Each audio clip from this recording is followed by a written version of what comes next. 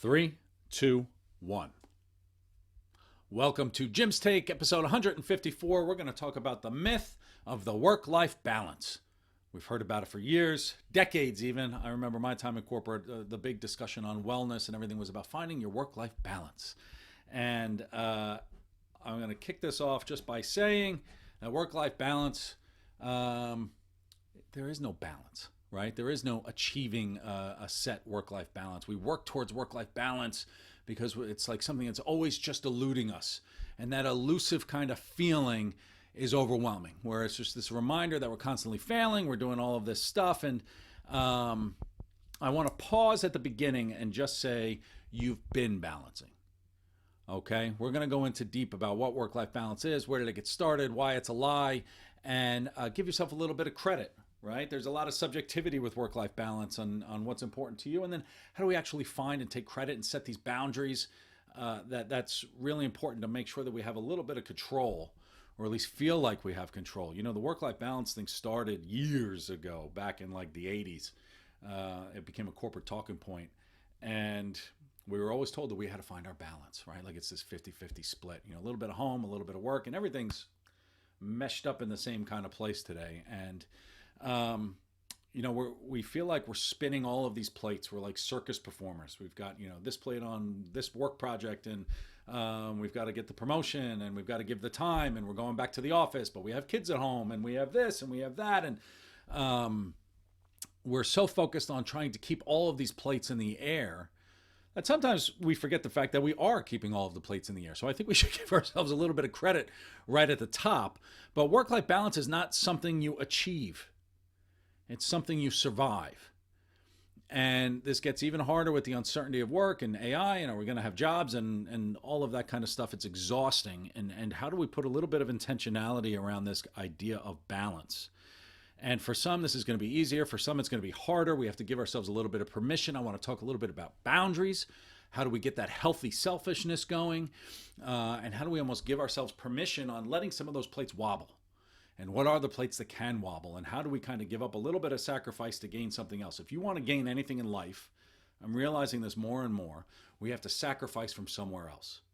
And if we want to gain a little bit of serenity, maybe we sacrifice a little bit of the social media and awareness. If we want to gain a little bit of the time with family, maybe we have to sacrifice something with work. And there's sometimes that's a little harder to do. We've got bills to pay. We've got, you know, all these, got to keep the lights on, got to keep the kids fed and all of that stuff. But let's kind of challenge ourselves and kind of go through that deep thinking of what's really relevant, what's important, and then how do we make these things work?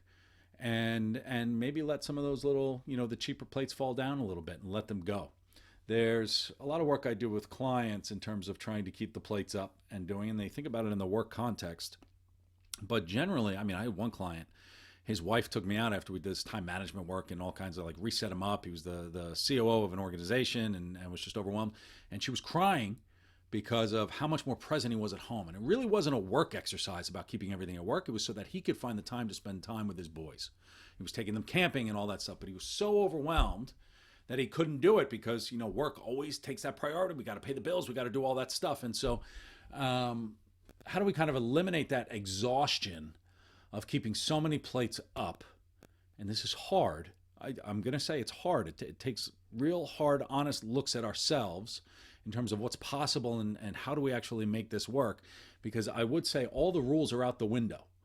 And how do we start to dictate our own rules, right? With the changing world and the you know, changing workplace and everything else. So how do we get this idea of balance?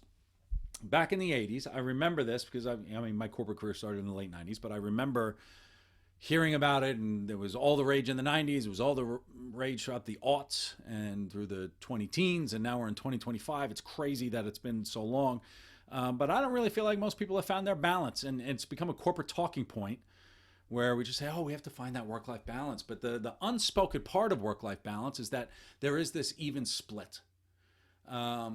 And if work is going to tell you to find your work-life balance, you kind of expect work to say, all right, well, let's lower the workload a little bit so you can find that balance. But that's not going to happen.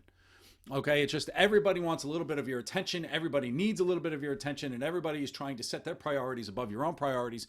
And this is why we say, all right, here's another plate, and here's another plate, and here's another plate.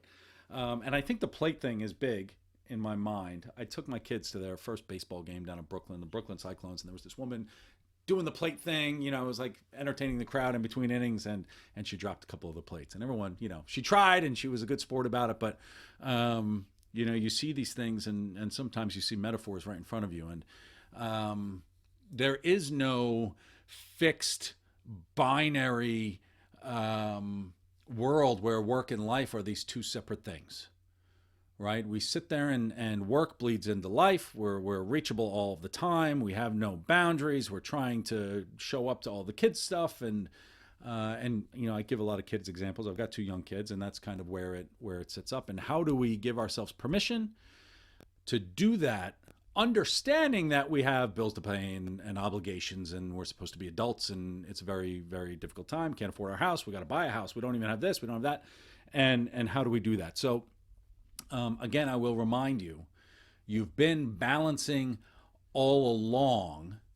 But that previous work-life 50-50 split or 60-40 split, however you want to do it, that mental model doesn't really accept the fact that life is fluid and life gets in the way and demands shift all of the time. And so while we're juggling plates, some of these plates need to be glass plates and some of them need to be paper plates, and sometimes those paper plates can just be tossed. And Warren Buffett used to joke about, not joke, but he used to give this advice. When you have this to-do list, this like 50 item to-do list, which everybody has, everybody wants to do all of this stuff, he would say, look, sit down, write down your top 10 out of those things, right? Focus on those top 10 for the week, pick your top 3 for the day, and anything not in those top 10 or top 3, just cross them off and let them go, because they're not going to get done. But they take up mental space and they give us stress about these things that we're not going to get done. And just embracing the fact that some of these things are just not going to get done. I still don't speak French. That was on one of my to-do lists for years. It was on my thing. I don't speak French. It's just not going to happen. I just need to accept it and move on. Now I don't have to worry about studying French, and it's great, right? I love the French language. It's a beautiful language, but I'm not a multilingual type of person, and that's fine. Maybe when I'm 60 or something like that, I can do it when I have more time. We have a little bit of a trap. And one of the truths that we have about work-life balance, that balance is subjective, right? The balance that a CEO says to have work-life balance, that CEO is spending 80% of their time, maybe their kids are out of school, they're so committed to, maybe they're a founder of an entrepreneur, they've got this business, they're so emotionally invested in what it is. Their idea of balance is going to be very different than the admin working at that organization with 2 small kids at home, the accountant who maybe is just getting married, has their first kid on the way, the person who just loves music and is working in marketing, but really, that's their outlet for music and they really want to go there. Work is just a part of who it is that they wish to be. And work will always overtake this, and balance is going to be different with different people. Sometimes you need a little bit more time at home. Sometimes you need any of this. And also we have different seasons. Right? We've got different seasons about what's like. When I think about my time and my balance and my work life, I know that the months of September and October are destroyed. It's busy for my wife. It's busy for me. The kids are going back to school and everything else. Do not ask for anything from me in September, October, and January. Like those months are like January, February. Those months are the worst. Summertime slows down. I'm an entrepreneur. I do coaching. I do consulting at work. A lot of people are gone. So August slows down. That's where I do a different type of work. In between the holidays, different type of work. It slows down. So I've identified these seasons where I'm able to kind of get that flex, and I kind of move things around almost in a time-based thing. That being said, my balance, I realized, and this goes back to my Healthy Selfishness podcast, where you get to nothing matters, be selfish, really hit a nerve with a lot of people. Your balance and what balance means does not need to be admirable to anybody else. Right? Sacrificing a little bit of work so you could be super mom or super dad, we're performing in some kind of point here where it's like, oh, I have to do all this parenting stuff and I have to do all this other type of thing. It's not admirable to anyone else. It has to be admirable to you. And we have to figure out what your balance is, and nobody could tell you what your balance is. I'm not going to sit here and wax poetic about the way that you're supposed to be spending your time. We have to do this hard work on, I want to be around for my kids. What does that mean? What does being around for your kids actually mean? I want to be a good parent. What does that mean? I want to teach my kids something. What does that mean? I want them to be independent. How do we teach them to be independent but be supportive at the same time? And that's going to be different in different contexts and different families. A family with 6 kids versus a family with 1 kid is going to be very different type of balancing. And how do we use the system that we're in? Some people have parents, grandparents around that could support. Some people don't. Some people need a daycare. Some people don't. Some people have we're comparing ourselves to other people and what it is that we're supposed to be. And we need to scratch that record and say, all right, what's the context within I'm living? And how do I now start to say, okay, I've been keeping this around. Can I sacrifice this a little bit to gain something more of what it is? And how does this become dynamic? Right? Each day is this dynamic thing. It's exhausting. It's a lot of work to find this kind of mythical balance that we're looking to do. But we have to kind of ask ourselves those difficult questions. So I'm going to ask you some questions here, but you have to fill in the details because you're a different person than me. I can give you plenty of stories about the work that I've done and the work that my wife does and how we my wife and I have calendar meetings. Our date nights are calendar meetings where we go, all right, what are we doing for this? And part of that is also, are you getting the time that you need?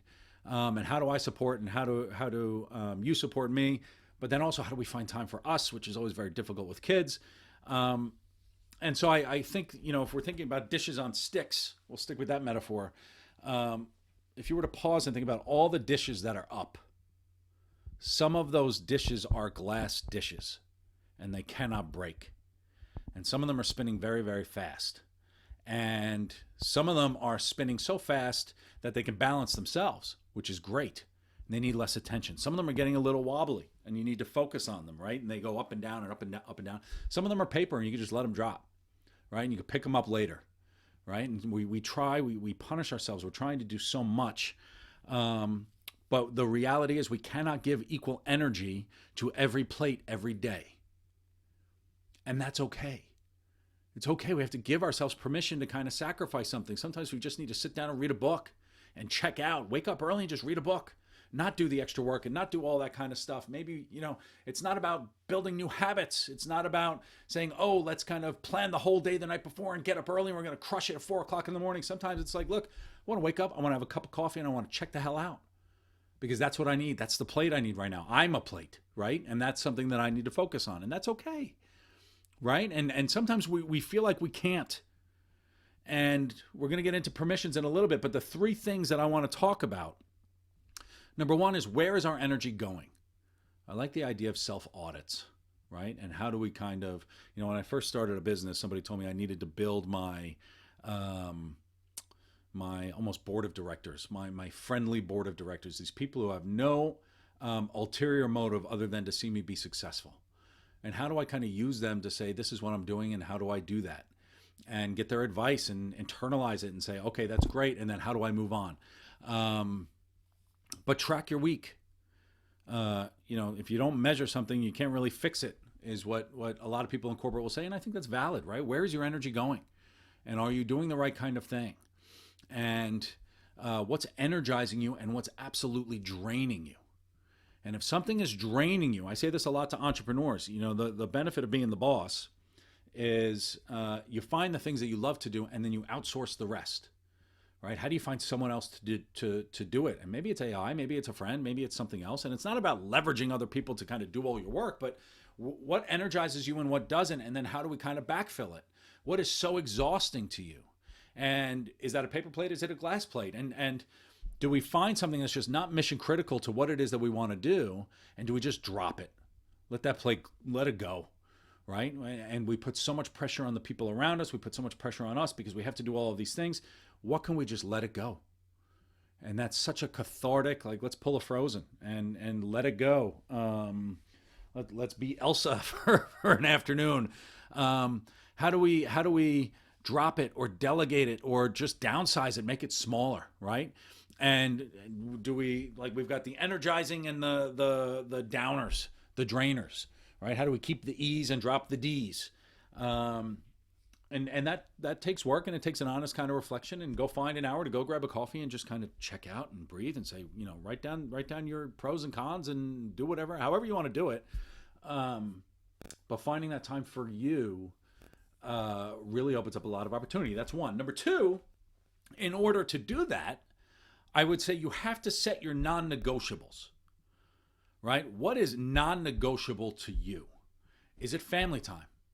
Maybe it is. What does family time look like, right? We have to give it meaning. Is it dinner with the kids? Is it getting them ready in the morning? Is it time on the weekends where you could just be really intentional with your children? Is it fitness? Is it non-negotiable to me? I have to go for a run every morning. That's fine, right? You do not let these things drop no matter what. These are your non-negotiable glass plates that are so important to you.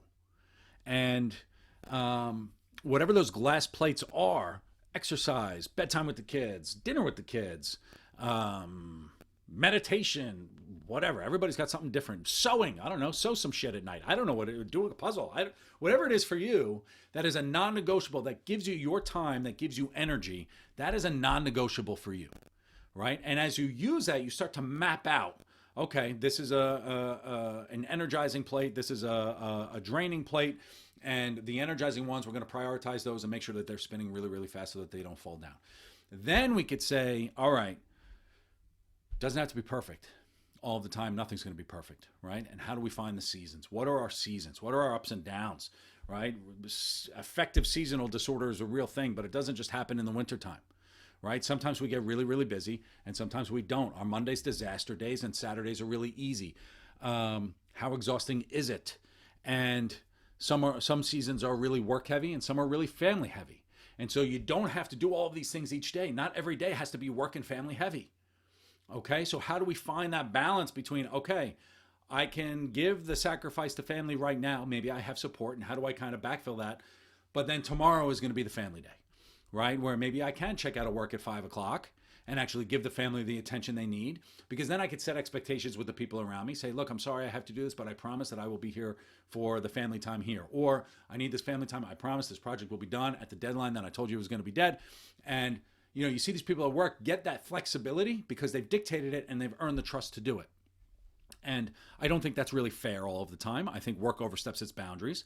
But I know, and I've seen this, is work will continually to dump things on you until you cry uncle.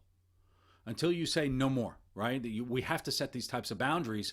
And this is a very difficult thing to do. Like, what happened? I've got bills to pay, and how do I do that? And, I'm going to lose my job if I start to say that. And these are valid kind of thinkings. But if you try to do everything at 110%, you've already lost, right? So I understand this pushback. I understand this kind of this idea that I can't do it because I lose my job, then my family gets kicked out and all that other kind of stuff. But you're punishing yourself, right? And so how do we kind of make some plates smaller? It doesn't mean you give them up, but plates are different sizes, and we do that. And if we chase this fantasy of balance, we're not going to hit the balance on everything because it's impossible. We're trying to do too much.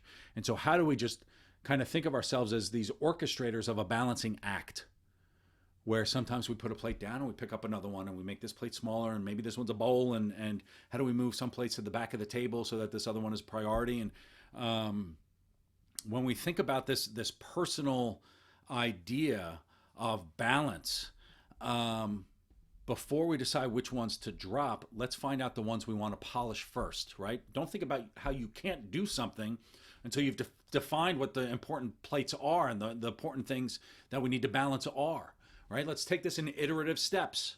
Okay, start with, what are your non-negotiables? What is so important to you? What are those glass plates? And then we say, all right, well, how do we make those glass plates work? And if they're too big, right, work is not a plate. Things within work are plates, and family is not a plate. Things within family are plates. And how do we break things down and think about, the presence that we need to be and where we need to be and where our energy is going to be? And you are a plate, right? And break it down. How do you take that work home you plate and make that into little different things in terms of wellness and mental health and physical health and social health and all of those things, right? Preparing for change. You've got your mental, your physical, and your social wellness, and they break down into your diet, your fitness, your sleep, your self-love, your self-care, your belief system, your support system in terms of social, your micro interactions, all of those things to say, all right, this meat plate is actually composed of 9 plates or 10 plates or all of these different things. And we have to kind of do that work, give things meaning, rather than just saying, oh, work and life balance and all of this other stuff. And so first step is, where do you get your energy from? Next step is, what are your non-negotiables? And from there, you can then start to create some boundaries. This is not shirking responsibilities.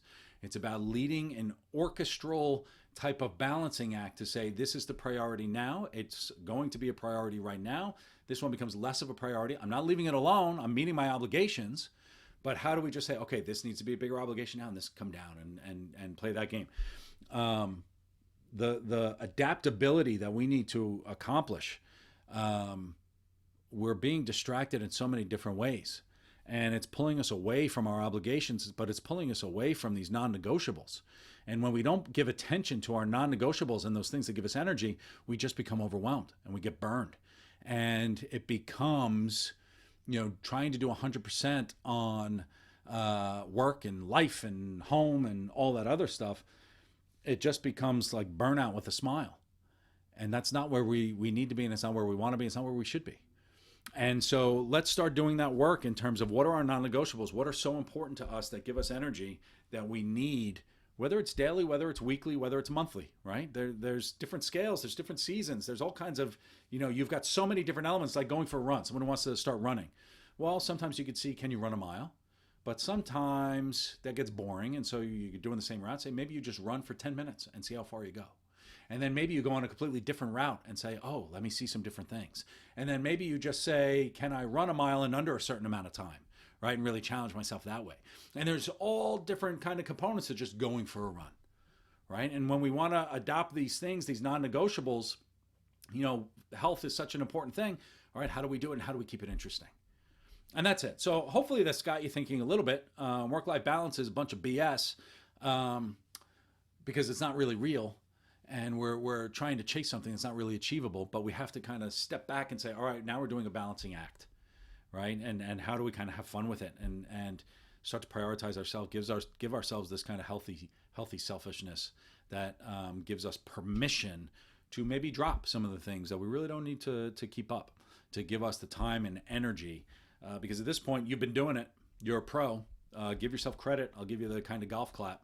And when you give yourself credit for that, it makes it easier to kind of approach the next phase and keep going forward. So good luck with it. Happy balancing. I'm here to help.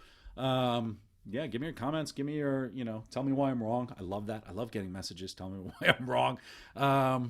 But balance is personal, and it's up to you to define it. Nobody can define it for you. Everybody wants to define it for you. Nobody can define it for you.